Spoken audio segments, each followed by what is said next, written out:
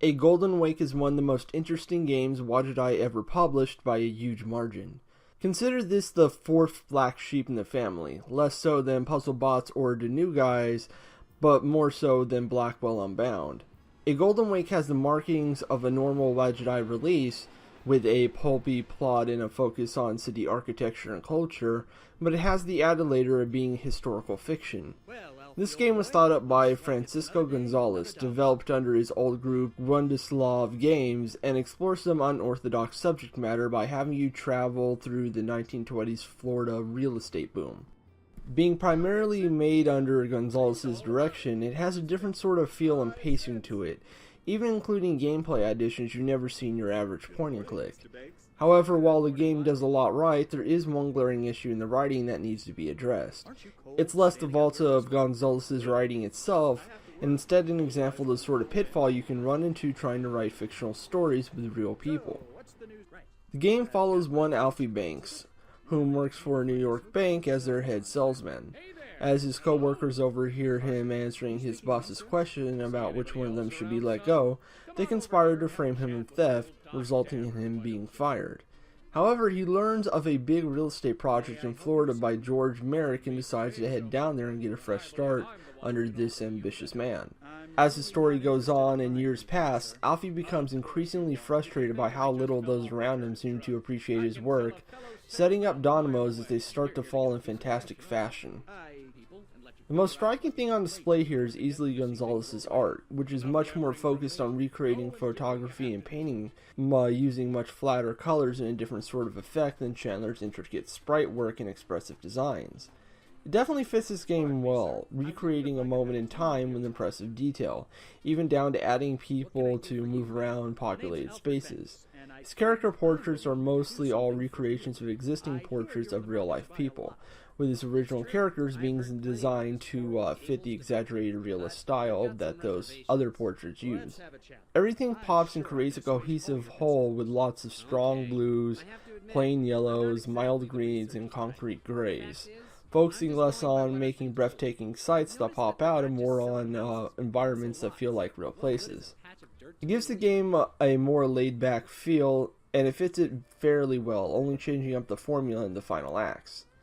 Peter Gresher from the Blackwell Legacy and the Shiva's Kosher edition makes a return, which isn't too surprising with all his composition work for Gonzalez's Ben Jordan series. He perfectly captured the time period with a lot of jumpy trumpet, emulating 1920s era jazz fairly accurately for the benefit of the game's atmosphere. It fits perfectly in the early chapters as Alfie focuses on making his way in the world with pep in his step and tones the mood down effectively as things begin to shift. The voice cast is more varied this time around, with a few major roles not played by the normal set of Wadjet Eye talent. Pat Dwyer is the standout, a relatively small-time actor who perfectly matches with the optimistic take Gonzalez gives George Merrick. It feels off against the other voice actors, though this is mainly because he doesn't appear to be trained as a voice actor and speaks more naturally instead of creating a character. I like the turn, making him a sort of anchor in Alfie's shifting life, a constant that never changes. Andy Chimilko becomes a regular Wadjet Eye actor here as Alfie, later going on to play major roles in Shardlight and Techno Babylon, only some unnamed characters in Epiphany on his Wadjet Eye resume before this. He definitely makes for a strong character actor and steals the show, presenting a lot of range as Alfie changes throughout the years, going from bright-eyed salesman to a bitter soul. Special mention also must be made to Abe Goldfarb as Doc Dammers, who I actually didn't recognize here at first, a rare thing for his usual range. Doc is very much in his wheelhouse as a lively comic relief, but he puts on a sort of accent that's a welcome change from his usual voice. The game's design is notably unlike anything else in the Wadjet Eye library. It doesn't have many item puzzles, but it's not a hard dialogue puzzler either. It varies things with little gameplay shifting segments to varying degrees of success, but they all manage to stay on theme. The weakest of them is definitely the airshow segment, as the game isn't clear on what it wants you to do and you just repeat it until you get it right, but even that moment makes for a strong set piece in the story. The best idea at work here is definitely the selling system, where you sometimes enter an intimate dialogue with another character in a screen that focuses on their face. You have to try and pitch something to them by selecting one of 3 options in a series of rounds, seeing if you're successful by reading their face and how it changes. The idea was inspired by LA Noire and Deus Ex Human Revolution, and it's a solid transition of those dialogue systems into simplified form for a point-and-click adventure. I also like how you can get hints by selecting Seller's Intuition, which notes the character's state and creates a basic personality profile that helps you decide your pitches. All of this helps keep the game feeling fresh, though the gimmicks start to vanish during the major story shift. Gonzalez's narrative is a strong one, and it stands out in a strong way among Wadjet Eye's penchant for burdened heroes and broken people finding their way. Alfie is kind of a dick, to be blunt, an egotistical salesman who's great at what he does but never feels like he gets what he deserves, and looks down upon everyone else secretly. His story is a tragic one that ends with a rough redemption, a type of story that can only exist in narrative-focused genres, and I rarely get to see it crafted so well. Gonzalez manages to give every character a unique voice through a script, painting a lot of life in the world by just adding bits and pieces of the real. My favorite moment by far is convincing William Jennings Bryan, famed populist to ignore the theory of evolution and gleeful ignorance, to be there for the Coral Gables opening ceremony. He's such a larger-than-life figure, but the illusion vanishes as soon as you realize he's full of hot air and can be manipulated with the most basic of pandering. George Merrick, the founder of Coral Gables, is basically deified in the opposite way. He's shown as an avatar of optimism and ambition, the sort of man Alfie naturally gravitates to and is burned by, unable to accept his own faults and his pure ideological light. It makes the final confrontation with him at the end all the stronger, as Alfie has to show how much he's grown and changed as a person, talking to Merrick man to man instead of as subordinate to boss, follower to divine being. The constant sun imagery and illusions just add to all this and paint the whole Florida adventure as one of painful but hopeful change, with even hurricanes unable to put out the flames of drive lit among the population. It also makes the darker sections of the game stick out more in a strong way. Bringing in a local legend about a dead mobster for a brilliant turn in the tale.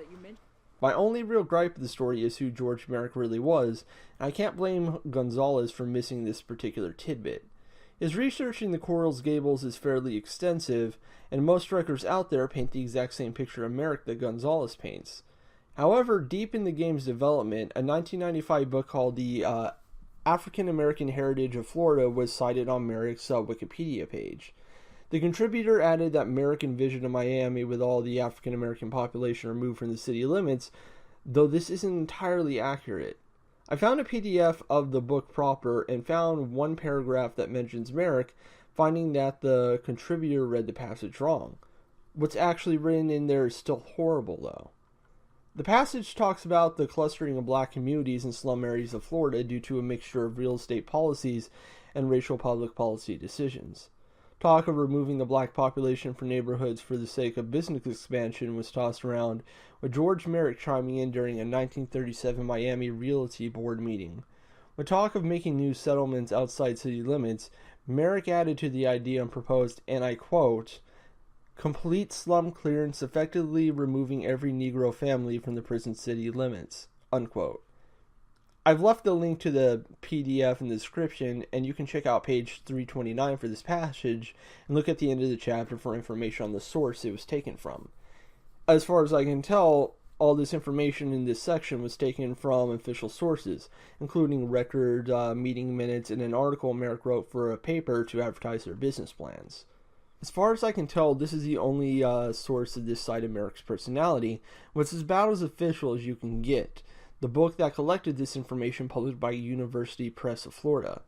It's almost completely buried and requires a lot of digging to find, and I was only able to do so thanks to Wikipedia sourcing that didn't exist during the majority of this game's development.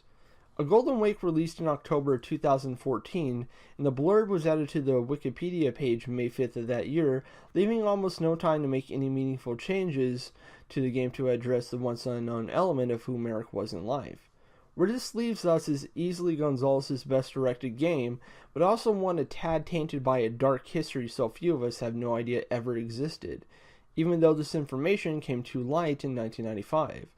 Information before the internet stored in books is difficult to find without legwork, and you usually need to follow a trail to even come across information like this or even consider that it exists.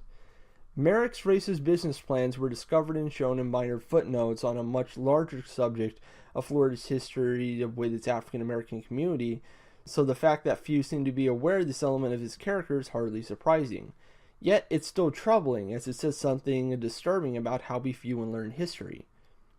Francisco Gonzalez contacted me on Twitter to explain what happened, saying he simply didn't come across this information during his research and it was too late to address it when he did.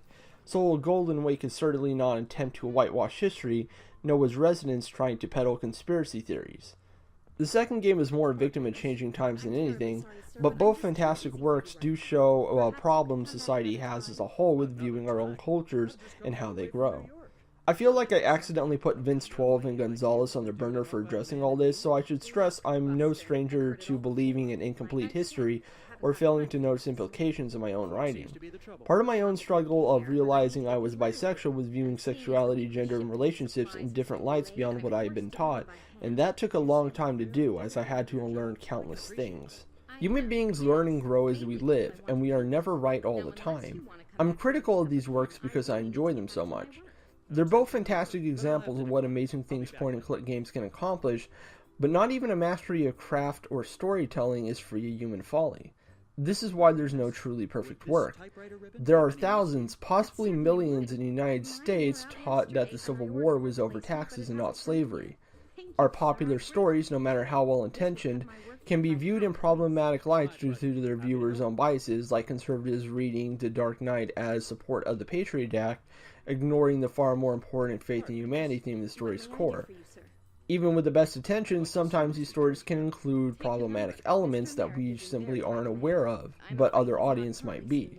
We are constantly learning and shaping our worldview through what we are told and what we discover ourselves, and the challenge is questioning our own internal logic and decisions. It's a personal thing every single creative struggles with, myself included. Resonance was made over years during a time when conspiracy theorists were still an obscure novelty, so its issues are completely retroactive. It's a fantastic game, but viewing it in the present time has created a new experience for myself, one I still greatly enjoyed, I must stress. A Golden Wake, on the other hand, was a victim of our past being buried. It didn't age poorly because of changing perspectives, but because important sections of histories were poorly documented and ignored. Yet I still think there's value in this mythical version of George Merrick. As a Texan, A Golden Wake reminds me intimately of the myth of the Alamo. In reality, Santa Anna was a fairly fair general, giving the men of the Alamo plenty of time to retreat, sparing them women and children as he promised. The War of Texas Independence was a complicated and messy affair, started in part by the one of spreading slavery in the United States, desire to be a proper nation with its own identity, and political need caused by France and Mexico's dealings, among other factors. It's hard to say this was a noble or just war. Really, not when war is, as nations and tribes always fight for selfish reasons. However, the legends created from those who died at the Alamo, making a valiant last stand against impossible odds, are inspiring and moving. They taught a lot of us, myself included, to question authority and to stand by your beliefs at any cost. I wouldn't be the person I am today without that story. This doesn't make whitewashing the truth right, but that doesn't mean the myth that was created is without value either. Humans are attracted to icons and ideals. We follow examples to figure out what we are and what we truly believe. It's how we become ourselves.